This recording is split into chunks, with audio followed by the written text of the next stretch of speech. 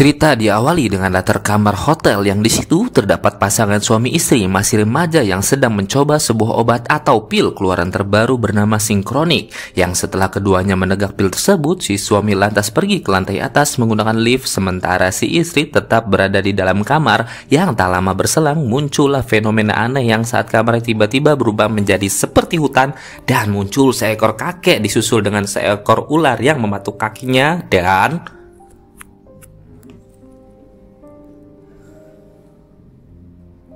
persis seperti istrinya, si suami pun mengalami hal serupa saat lift perlahan memudar dan memperlihatkan gurun pasir yang luas. Dan tiba-tiba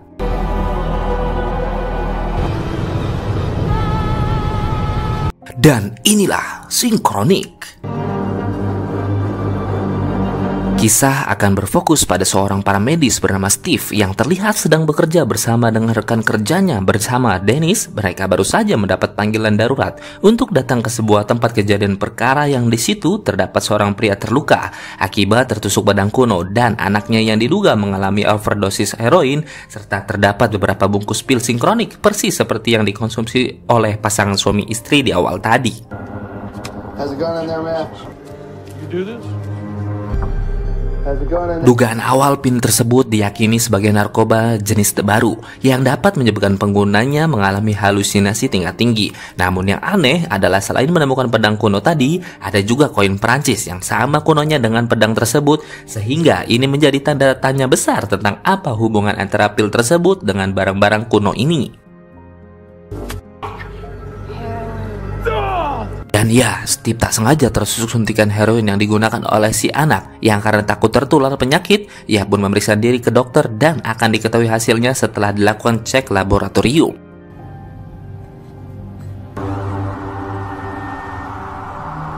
Sejenak kita tinggalkan dulu urusan obat keluaran terbaru ini dan beralih ke kehidupan rekan kerja Steve, yaitu Dennis. Diketahui jika Dennis ini sudah berumah tangga dan sudah dikaruniai 2 orang anak. Yang pertama adalah Brianna yang sudah berusia 18 tahun dan satu lagi masih belia. Hubungan antar Dennis dan sang istri sudah lama bermasalah guys, bahkan sudah pisah ranjang tapi belum sampai ke tahap cerai. Dan hampir setiap hari si Dennis ini terus saja mengeluh tentang rumah tangganya kepada Steve. Hal inilah yang membuat Brianna ikut menjauhi Dennis ayahnya, sehingga terkadang Dennis sering merasa iri terhadap kehidupan Steve yang meskipun masih lajang di usia yang sudah matang ini, hidupnya seolah lebih tenang dan tidak riwang dibandingkan dengan seorang pria yang sudah berumah tangga seperti dirinya.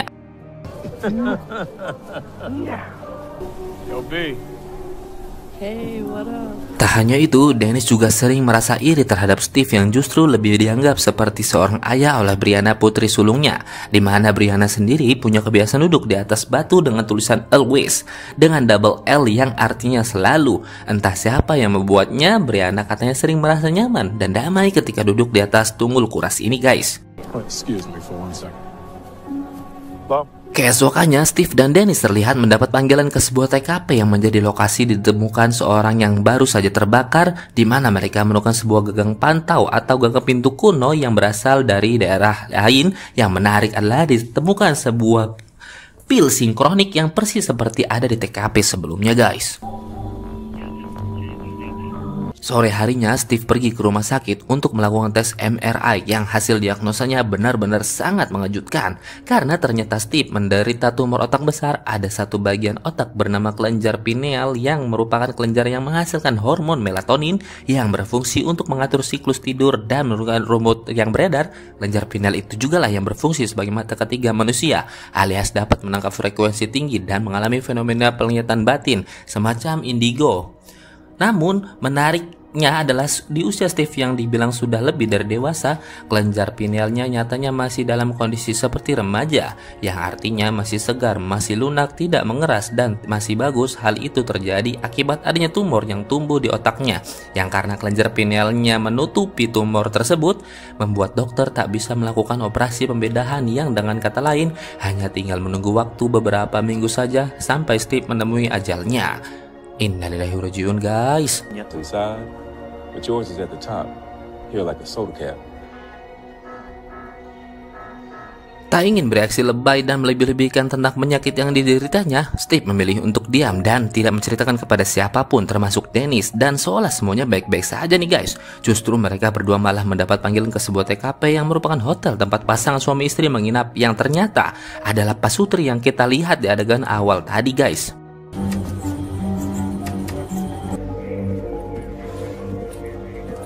Steve dan kawan-kawan menemukan si suami tewas tepat di lorong lift yang entah bagaimana caranya dia bisa berada di sana, sementara si istri mengalami paralysis alias kaku alias lumpuh akibat gigitan ular berbisa yang dari bekas gigitannya para ahli menduga jika wanita ini digigit oleh ular jenis ular derik bernama punggung berlian timur, yang jenis ular tersebut faktanya mustahil ada di wilayah ini, apalagi sampai sengaja naik lift hotel untuk menggigit istri orang lain, terkecuali memang ularnya adalah jenis ular berebut istri orang ya guys ya.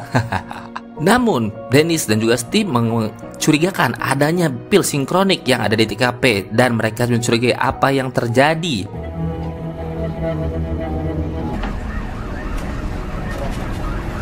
Ketika Steve dan Dennis sedang berada di bar, Dennis beberapa kali melihat Steve minum obat penenang dan mengira jika Steve kecanduan obat-obatan tanpa tahu jika hal itu Steve melakukan adalah untuk menenangkan pikirannya dari penyakit tumor otak yang dideritanya. Tak lama mereka pun mendapat panggilan darurat dari sebuah kos-kosan remaja. Di situ mereka menemukan dua remaja hampir tak sadarkan diri akibat pil sinkronik yang mereka konsumsi.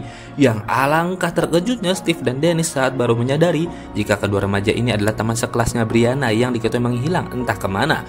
Terakhir si teman melihatnya Brianna sedang duduk di salah satu kursi yang ada di sana, sehingga semakin geram dan penasaran Steve terhadap apa si pil sinkronik itu.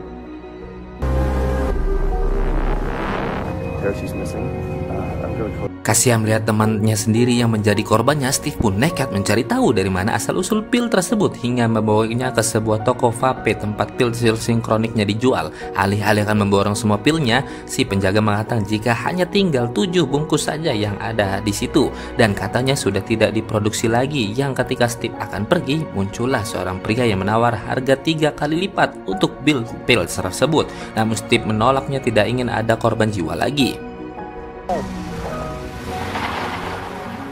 Singkat cerita, malam pun tiba. Ketika Steve sedang istirahat, ia terbangun oleh suara yang berasal dari ruangan tamu yang ketika diperiksa ternyata ada pria tadi siang yang sempat menawar pil sinkroniknya. Dia bernama Dr. Kermani, orang yang membuat pil sinkronik ini. Dari penjelasannya akhirnya diketahui jika bahan utama pembuatan pil tersebut adalah bunga merah langka yang tumbuh di daerah terpencil di gurun California.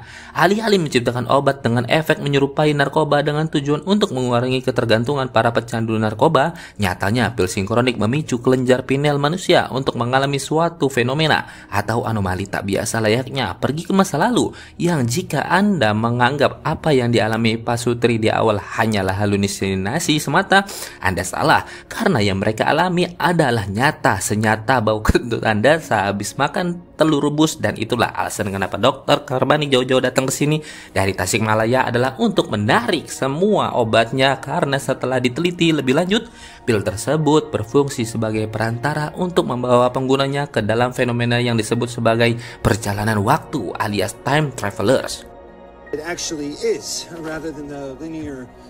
Nah, karena pil sinkronik ini berkaitan dengan kelenjar pineal, maka efek yang ditimbulkan pada remaja dan dewasa tentu memiliki perbedaan besar. Orang dewasa yang usianya berkisar antara 26 sampai 45 tahun, efek perjalanan waktu yang mereka alami seperti samar-samar, artinya tidak senyata yang dialami oleh remaja akibat kelenjar pineal mereka yang sudah keras. Berbeda halnya dengan seorang yang usianya antara 12 sampai 25 tahun, alias remaja yang memiliki kelenjar pineal yang masih lunak, maka efek perjalanan waktunya benar-benar terasa sangat nyata, bahkan bisa sampai terjebak di masa lalu persis seperti yang dialami oleh Brianna saat ini. Agar Dr. Kermani segera pergi dari rumahnya, Steve pun mengatakan jika semua pil sinkroniknya sudah ia buang ke dalam toilet, yang alhasil Dr. Kermani pun bisa pulang dengan tenang tanpa harus khawatir akan ada jatuh korban jiwa lagi. Masih dengan alasan yang sama, yaitu simpati terhadap Dennis yang sudah dianggap seperti saudara sendiri, simpati terhadap nasib Brianna yang sudah dianggap sebagai ponakan sendiri, Steve nekat mencoba mengkonsumsi 1 dari 7 pil sinkronik yang sebenarnya belum dia buang dengan tujuan untuk membawa kembali Brianna pulang yang beberapa saat setelah pilnya ditelan, tiba-tiba guys,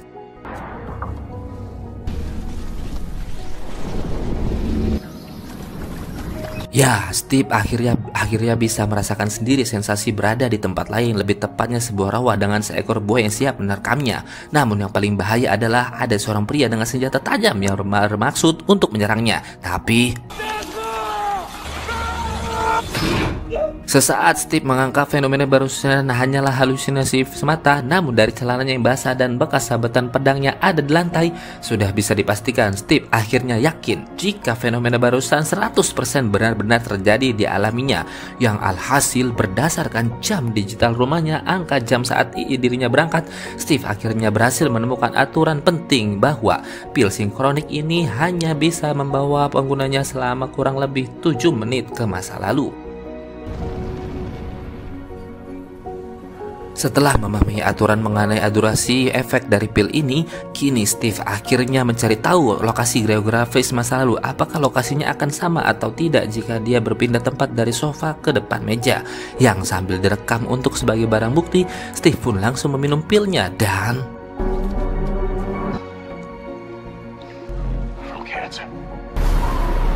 ya, Steve pun berada di zaman es, tepat saat terjadinya badar salju, sehingga selama 7 menit berada di sini, Steve mengalami hipotermia atau penurunan suhu tubuh yang drastis, atau nama lainnya yaitu katirisan alias kedinginan guys, sehingga ketika kembali ke rumah, Steve buru-buru mendam di dalam air hangat untuk memulihkan suhu tubuhnya kembali normal.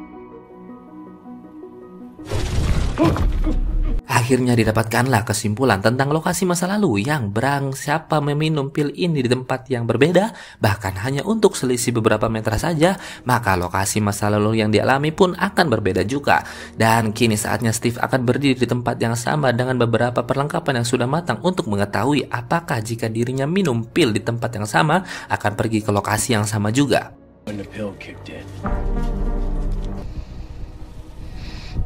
Dan ya, percobaan ini pun berhasil ketika Steve pergi ke lokasi yang sama dengan yang tadi, yaitu zaman es dengan badai bar salju, yang kali ini muncullah sesosok orang berkemungkinan besar adalah manusia purba zaman itu yang ikut si Duru alias menghangatkan dirinya di dekat api unggun yang sudah Steve buat. Setelah memahami aturan tentang waktu dan lokasi, kini Steve akan melakukan percobaan untuk mengetahui apakah dirinya bisa membawa orang lain bersamanya hanya dengan berada di dekatnya sambil bersentuhan, di mana Steve menggunakan anjing peliharaannya sendiri dalam percobaan ini. Dan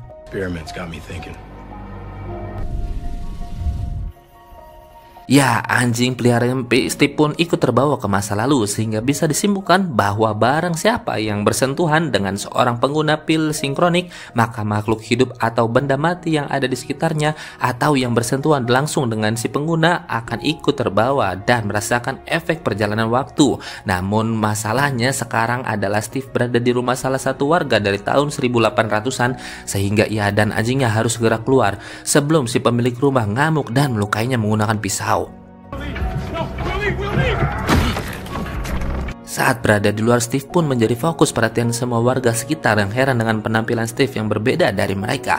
Yang setelah 7 menit berlalu, Steve nyatanya tak kunjung kembali ke tempat asal hingga didapatkan kesimpulan atau aturan lain tentang perjalanan waktu ini, bahwa apabila si pengguna tidak berada di tempat yang sama ketika dia pergi, maka orang itu tidak akan bisa pulang kembali ke tempat asalnya, dan kemungkinan besar itulah penyebabnya penghilang si Brianna, karena mungkin ia tak tahu tentang teori atau aturan dari pil ini. Dengan sangat terpaksa, Steve harus menunggu malam hari sampai si pemilik rumah tertidur, dan sebelum masuk pil, Steve pun meminum pil tersebut untuk sebagai tiket pulang yang setibanya di dalam. Waktu hampir mendekati 7 menit, muncullah si pemilik rumah yang kembali mencoba mengusir dan menyerangnya. Yang tepat pada saat waktunya habis, si anjing pun malah pergi menjauhinya, sehingga Steve harus merelakan anjing kesayangannya tertinggal dan tak bisa pulang kembali ke tempat asalnya.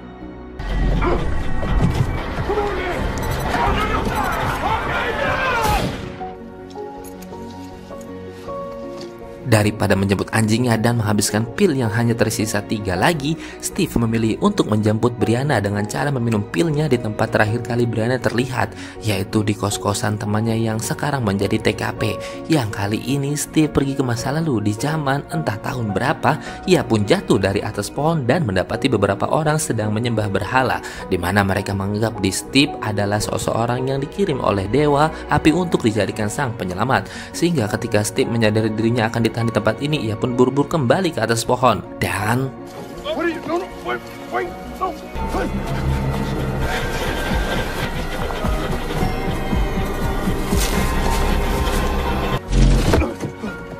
tak lama muncullah teman Brianna yang punya kosan ini mengatakan jika Brianna memang sempat terlihat duduk di kursi ini, tapi bukan menghilang di tempat ini.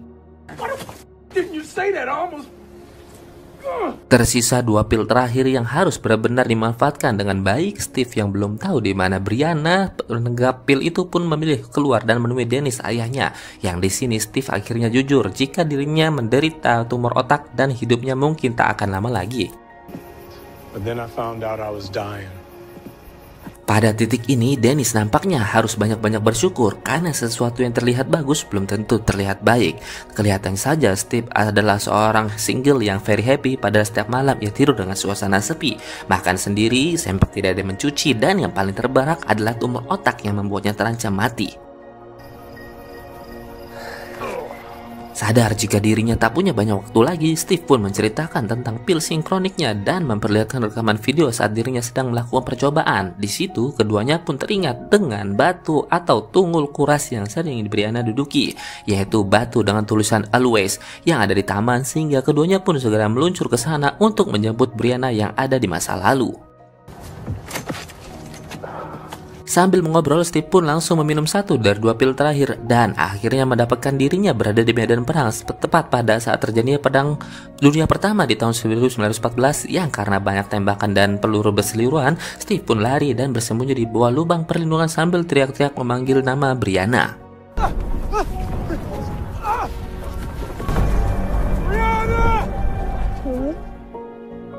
Dan akhirnya Brianna pun berhasil ditemukan dan berhasil bertahan hidup setelah pura-pura mati di antara tumpukan mayat para jurid, di mana Steve langsung menyuruhnya untuk minum pil sinkronik dan kembali ke atas batu tepat saat waktu mendekati hampir 7 menit.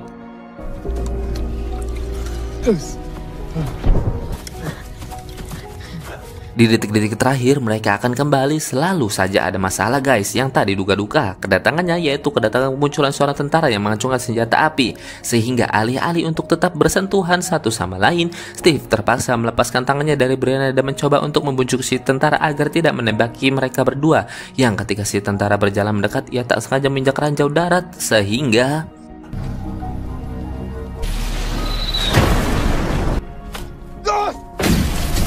sungguh malang nasib Steve yang sudah mah bujangan karena tumor, belum nikah, belum merasa lezatnya malam pertama, kini harus terjebak di masa lalu tanpa ada peluang untuk bisa kembali ke tempat asal, kecuali memang Dr. Kermani memproduksi kembali pil sinkroniknya, sehingga apalah dayaku, Steve hanya bisa pasrah sambil duduk di atas batu yang biasa Brianna duduki.